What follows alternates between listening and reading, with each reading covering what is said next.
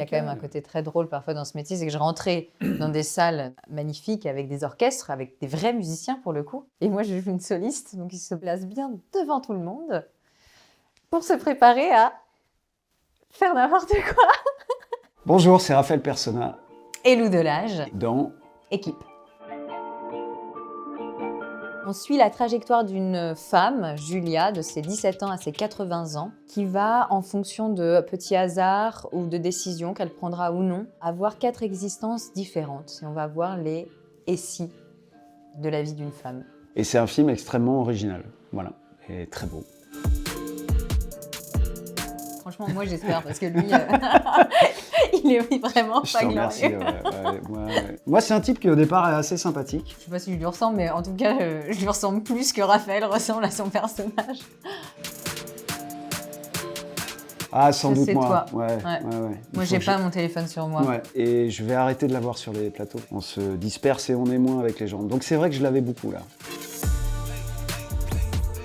Ah bah c'est Lou, évidemment, parce que Lou, elle travaille pas, Lou, elle fait rien. C'est vrai que t'arrives pas du tout préparé sur le plateau. Toi, tu fais confiance à l'instinct, à tes capacités d'impro. d'impro. J'ai une super mémoire, donc j'apprends instantanément. Ouais. Bah justement, non. Enfin, je n'ai pas trouvé du tout, pardon, mais c'était pas évident non plus. L'équipe s'en est plaint, on a avancé. Bon, malgré tout, le film est là et on tourne pas 2 ans après. C'est là, trop. c'est trop long.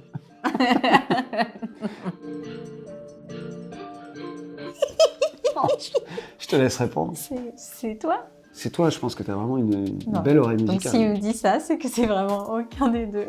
Moi, je crois l'avoir, l'oreille musicale. Bon, bah, alors après, toi. c'est pas à moi de le dire, hein, mais non. Je me permets juste de dire que Lou, dans le film, joue une pianiste et que c'est assez bluffant. Une scène où je suis arrivé, où tu étais en concert comme ça. Mais je joue pas du piano. Non, mais tu ne joues pas du piano, mais en tout cas, la manière dont tu t'es emparé du truc, c'était assez bluffant. Il y a quand même un côté très drôle parfois dans ce métier, c'est que je rentrais dans des salles magnifiques avec des orchestres, avec des vrais musiciens pour le coup. Et moi, je joue une soliste, donc ils se placent bien devant tout le monde pour se préparer à faire n'importe quoi. Et ça demande quand même une bonne dose d'aplomb pour faire n'importe quoi en se disant c'est extraordinaire. Ouais, mais à l'écran, ça marche. Non, moi, j'ai rien gardé. Je crois que je pouvais pas. Il y a des films comme ça, quand on arrive à un certain stade de fatigue en le terminant, on a juste envie de dire au revoir, merci aux choses, mais pas de les emporter dans sa garde-robe. J'ai gardé un petit blouson gris sans aucun intérêt que j'ai dû remettre une fois. J'aime bien garder un truc et que je vais retrouver en effet un petit temps après. Ouais, c'est mon petit côté nostalgique comme ça. Ouais. Moi, il y a un grand acteur un jour qui m'a dit « Ce métier, c'est comme un couloir. La plupart du temps, tu vas avancer tout seul. Il y aura des parois comme ça de chaque côté. Puis de temps en temps, il y a une porte qui s'ouvre. Et là, faut y aller. Puis de temps en temps, il y a quelqu'un qui t'accompagne. Mais la plupart du temps, c'est un couloir. » J'aimais bien cette image. C'est dur de donner un conseil tellement les trajectoires sont différentes aussi pour chacun. Ouais. Chacun son couloir un peu. Être insolent. Chacun entendra ce qu'il veut dans être insolent.